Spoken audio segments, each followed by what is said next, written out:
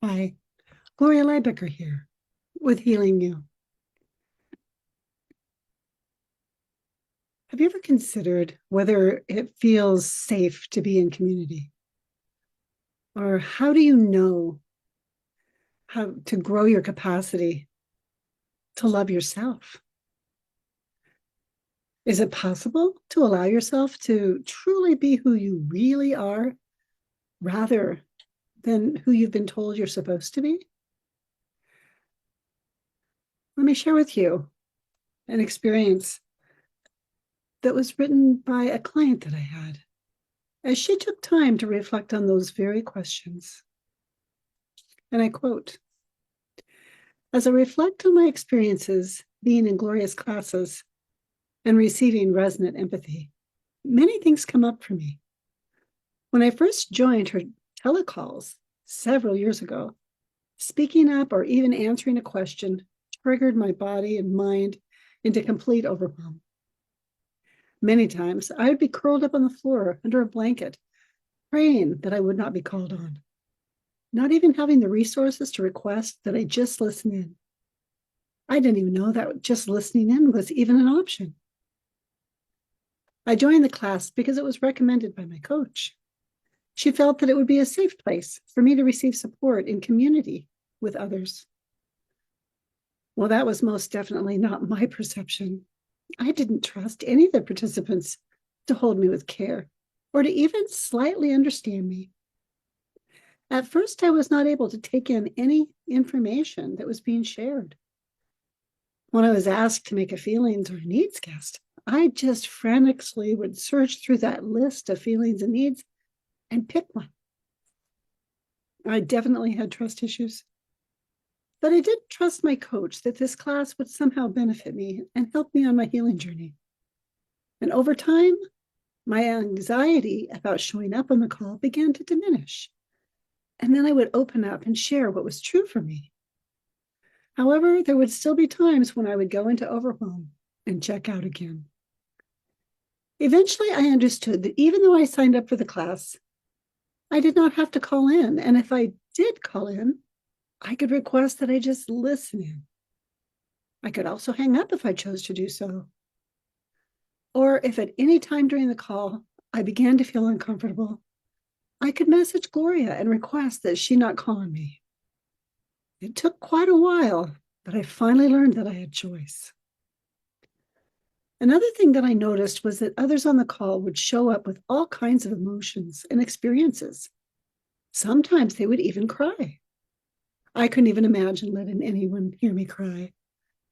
And there were times when I would go into overwhelm on the call and tears would come, but I wouldn't let anyone hear me cry. Sometimes, if my emotions became too intense, I would just hang up.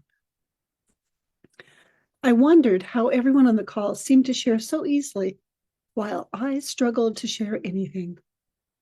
I was pretty sure that everyone on the call would think I was just insanely crazy and wish that I would remain silent so they would not have to hear me. And I feared that if anyone found out who I really was, they would just annihilate me. So I was very selective on what I shared and how much I shared. One call will forever be remembered, as it was during this call when I began to feel my body again. And what I shared needed to be seen and heard and held with care because that part felt very vulnerable. I remember how my body responded when I started to feel again.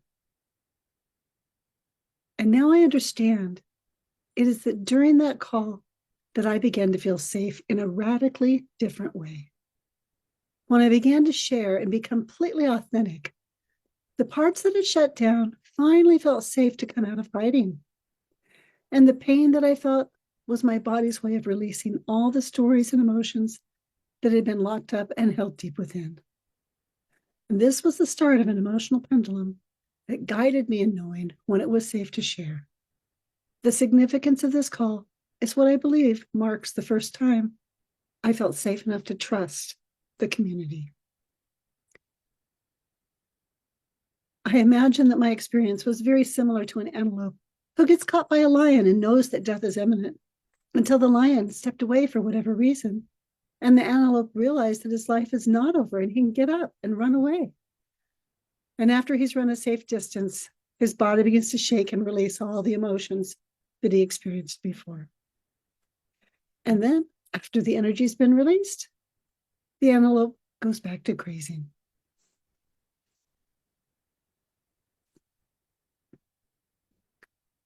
End of quote here.